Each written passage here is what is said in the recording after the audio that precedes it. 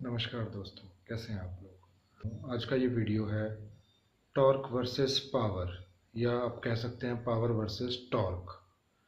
तो ये दो टर्म है जो किसी भी मोटर व्हीकल के इंजन में इस्तेमाल होती हैं, इंजन की पावर को दर्शाने के लिए, पावर को बताने के लिए।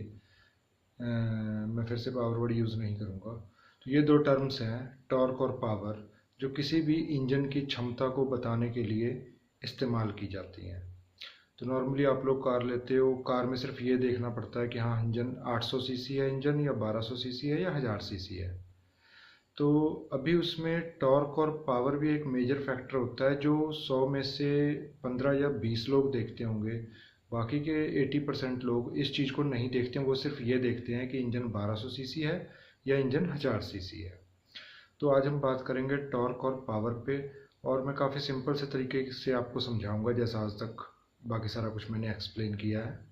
तो कोशिश करता हूँ कि आपको समझ आएगा। तो जानने के लिए वीडियो पूरा ज़रूर देखिएगा, चैनल को सब्सक्राइब भी कीजिएगा और वीडियो को लाइक एंड शेयर भी कीजिएगा। तो शुरू करते हैं।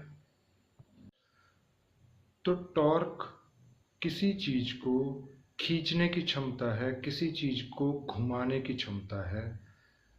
टॉर्क वो चीज़ है जिस पे डिपेंड करता है कि आपकी गाड़ी में जब फुल्ली लोडेड है गाड़ी, या गाड़ी खड़ी है, या गाड़ी चढ़ाई उसने चढ़नी है रुकने के बाद, तो उस समय इंजन में कितना जोर है कि वो पहियों को घुमा सके, गाड़ी को उठा सके, यानी आगे बढ़ा सके।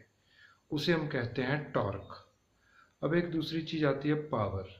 पावर वो चीज़ है कि जो आपकी कार का इंजन है वो उस टॉर्क को कितनी जल्दी इम्प्लीमेंट कर सकता है, या उस टॉर्क को कितनी जल्दी अप्लाई कर सकता है।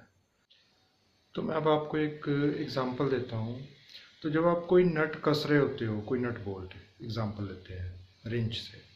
तो जब आप कोई नट बोल्ट कस रहे होते हो, तो जिस समय वो कसा हुआ नहीं होता है उसके शुरुआती दौर में, तो आप उस नट को फटाफट घुमा के कस सकते हो, और जैसे जैसे वो टाइट होता जाता है तो आपका जोर वहाँ पे थोड़ा ज़्यादा लगता है रिंच का। सेम होता है जब आप स्टेपनी लगा रहे होते हो अपनी गाड़ी का, आप टायर चेंज कर रहे होते हो। तो जब वो लूज पोजीशन में होते हैं नट सारे, तो आप उनको क्विकली रोटेट कर सकते हो, क्विकली आप उसको कर सकते हो। पर जैसे ही वो थोड़े से टाइट हो जाते हैं तो फिर आपको वो टायर रिंच लेके उसको थोड़ा सा जोर ज़्यादा लगाना पड़ता है, और धीरे धीरे वो जैसे जैसे टाइट होता जाता है आपको ज़्यादा जोर लगाना पड़ता है, और आपकी फुर्ती जो है वो कम होती जाती है। तो यहाँ पे हम टॉर्क को कह सकते हैं जोर, और पावर को कह सकते हैं फुर्ती। तो फुर्ती वो चीज़ है जो उस जोर को कितनी तेज़ी से लगा सकती है, और जोर वो चीज़ है जो किसी काम को कितनी ताकत के साथ कर सकता है, निपटा सकता है। तो अगर आपकी कार में टॉर्क ज़्यादा है तो आपकी कार फुल्ली लोडेड है, फिर भी आसानी से ज़्यादा एक्सीलेटर दबाए बिना चल सकती है, उठ सकती है। फिलहाल आपको अभी मेरे ख्याल से हवा का शोर सुनाई दे रहा होगा, बाहर काफ़ी तूफान आया हुआ है, बारिश भी हो रही थी थोड़ी देर पहले, और अभी हवा भी काफ़ी ज़्यादा है। मैं कैमरा थोड़ा सा पास ले जाता हूँ। बाहर फिलहाल अंधेरा है, पर शायद आपको ये पर्दा हिलता हुआ दिखाई दे रहा होगा। तो हम बात कर रहे थे टॉर्क और पावर पे।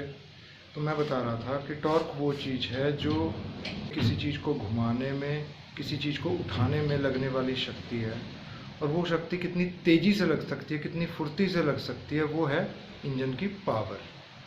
तो अभी अगर आपकी कार में टॉर्क बहुत ज़्यादा है और पावर बहुत कम है, तो इस सिचुएशन में क्या होगा कि आपकी कार जितनी मर्जी लोडेड हो वो चल तो आसानी से पाएगी, पर उसमें पिकअप नहीं होगा।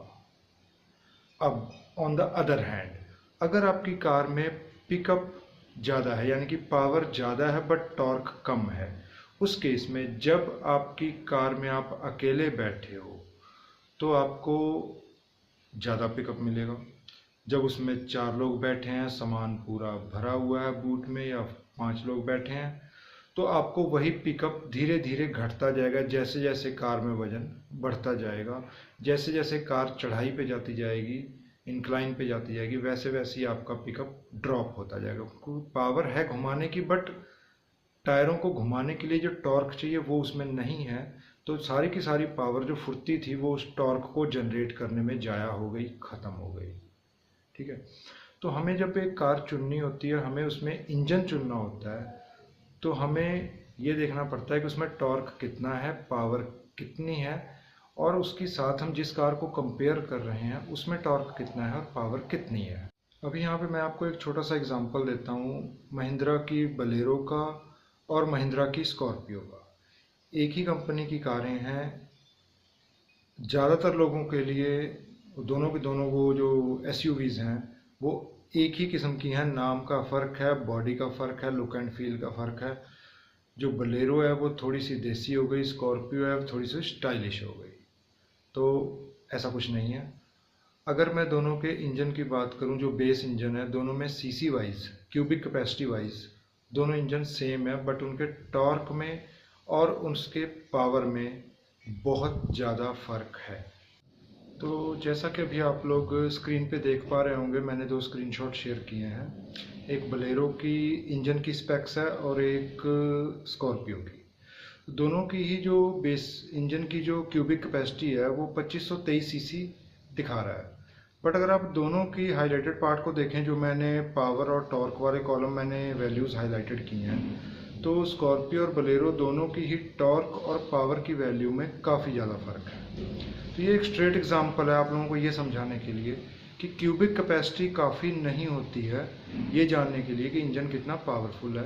क्यूबिक कैपेसिटी दोनों इंजन्स की सेम है, बट दोनों ही व्हीकल्स में हमें टॉर्क और पावर डिफरेंट मिल रहा है और काफ़ी ज़्यादा फ़र्क के साथ मिल रहा है। तो उम्मीद है कि ये दोनों स्क्रीनशॉट आपके काफ़ी काम आएंगे इस चीज़ को समझने में कि क्यूबिक कैपेसिटी का टॉर्क और पावर से सीधा सीधा रिलेशन नहीं है। कैसा लगा आपको आज का वीडियो बताइएगा ज़रूर, और मेरे चैनल को सब्सक्राइब भी कीजिएगा, इस वीडियो को लाइक और शेयर भी कीजिएगा। धन्यवाद।